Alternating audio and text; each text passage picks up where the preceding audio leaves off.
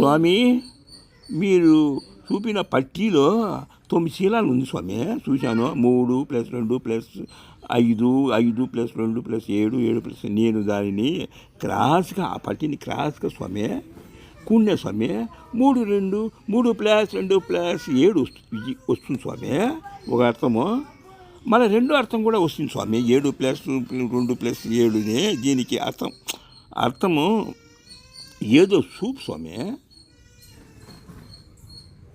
ఉదాహరణ చూపుతా సార్ మీకు. నేను సంఖ్యలు 2 చూసాను సారు. ఆ తేడా ఉంది, భేదం ఉంది. భేదం లేదు సార్, తేడా లేదు, భేదం లేదు. ఈ భావము చూసా, 2 అర్థాల భావము. దాని అర్థం ఏరే ఉంది, దాని అర్థము ఏరే ఉంది, దీని అర్థం ఏరే ఉంది. చూపుతా సార్, ఏరే ఉంది చూపుతాను. ముందు 3 + 2 + 7 ఈ స్టోరీ చెప్తా, ఒకటో స్టోరీ అర్థం చూపుతా సార్.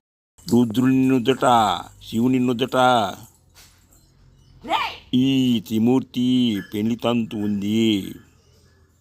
ఆ పెళ్లి తంతులో సింపుల్ మోక్ష మార్గం చూపుతా చూసా. దేవుడు ఆ శివుడు ఆ నుదటి నామాల్లో, ఈవిది నామాల్లో ముందు వింతలు చూపుతా సా. కళ్యాణ సంఖ్య 7 దాగుంది సార్. దీనిలో మర్మరహస్యము బట్ట బయలు చేస్తా సార్. నేను సృష్టి కళ్యాణ సంఖ్య 7 చూపుతా సార్ మీకు.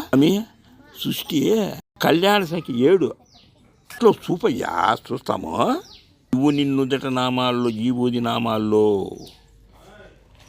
7 సంభాగాలు చేస్తా సార్. చేపుతో కొలిచి నుదటను శివుడు ఆ 3 ఈ బుద్ధి రేఖలు 3 నామాలు పెడతారు సార్ నుదటన.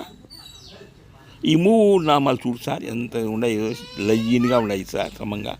రుద్రుడో నాకు చూపిందే చూపుతా సార్, ఏరే చూపాలి సార్ మీకు సార్.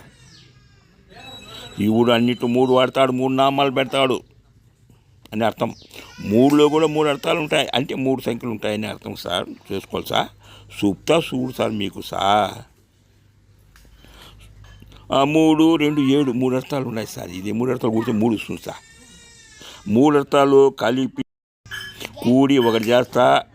దీనిలో మోక్ష సంఖ్య 3 ఉంది సార్, మీకు చూపుతా సార్. శివుడు నుదటి నామాల్లో త్రిమాత ఇద్దరు ఉండారు సార్. దీనిలో త్రిమాత జంటగా 7 అడుగులు నడిచినని అర్థం ఉంది సార్, అర్థం ఉంది సార్.